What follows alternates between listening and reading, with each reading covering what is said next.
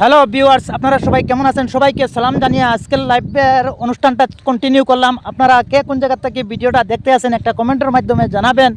আজকে মনের মধ্যে বহুত আশা নিয়ে একটা ভিডিও শুটিং করতে আসছি, কিন্তু এই জায়গার পরিবেশটা, এই জায়গার মানে কি বলবো, মানে পরিস্থিতিটা কীরকম লাগে আপনার মাঝে, আপনারা একটা কমেন্টের মাধ্যমে জানাবেন। দেখেন, এই দেশে এমন একটা গাছ, এই গাছটা যে কোনো জায়গায় নাই, এইরকম কোনো জায়গা নাই।